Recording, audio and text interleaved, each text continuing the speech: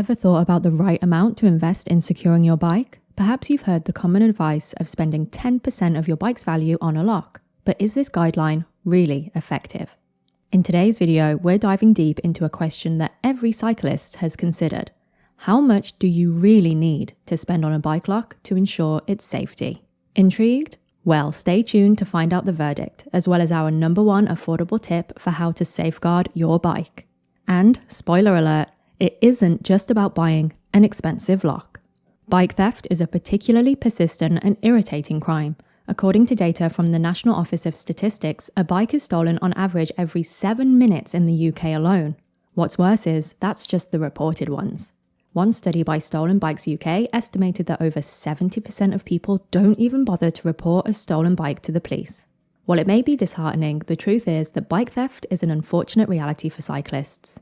Criminals find it to be a low-risk, high-reward crime, especially when bikes are inadequately locked or left in vulnerable locations. To make matters worse, according to the House of Commons Library, almost 90% of bike thefts in England go unsolved. It is a constant fear for cyclists to have a bike stolen, but fortunately, there are preventative measures, and they don't have to break the bank. Now, let's be realistic. Any bike lock can be cut. None are invincible. If you're hoping for a lock that you can use absent-mindedly to protect your bike from theft, regrettably, it doesn't exist. There's a popular saying that says you should spend 10% of your bike's value on a locking system. Whilst this might be a reasonable approximation, it doesn't really add up in many instances. If you buy a bike for £250, would a £25 lock be sufficient? Probably not. In all honesty, this figure is largely arbitrary. There are so many factors to consider, such as the location it's locked in, the value of the bike, and the amount of time it's kept outside. However, we will say that if 10% of your bike's value sounds like too much to spend on a lock, then maybe you should consider whether you could afford to lose 100% of your bike's value if it's stolen. But how much should you spend on a bike lock? Well, the hard truth is, as much as you can afford to.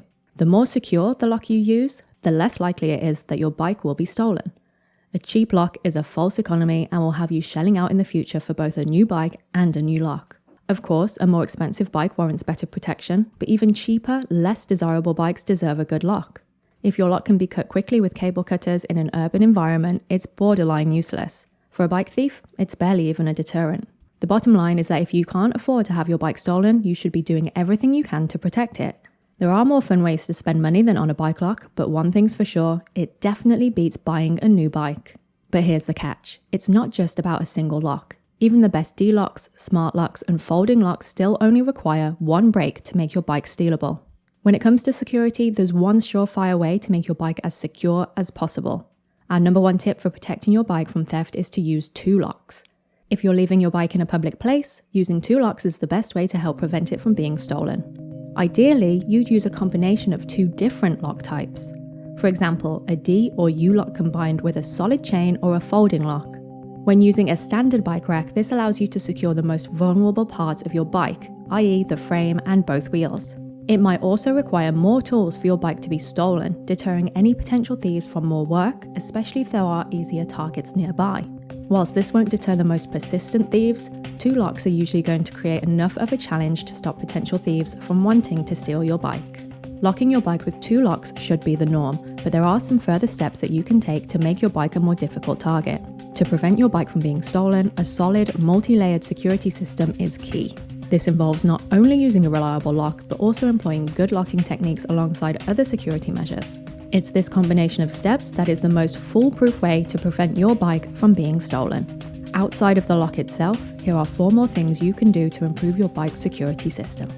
1. Lock your bike in a safe place. The next best thing after staying with your bike is keeping it indoors. Bikes left outdoors, especially if they're left overnight, in areas of poor visibility or for long periods of time, are always going to be more susceptible to theft. If you do lock it outside, try to keep it in the public eye. Most bike thieves want to operate discreetly, so make sure it isn't somewhere where only a few people pass by. 2. Lock it well. The locks you use are important, but they're no good if you don't use them well. Make sure to secure both wheels of your bike and your frame to a solid, immovable object. The best choice is usually a designated bike rack. It's also important to make sure that the locks you're using don't have too much wiggle room. This way, thieves can't so easily use leverage to their advantage when attempting to break them. 3. Bike cover.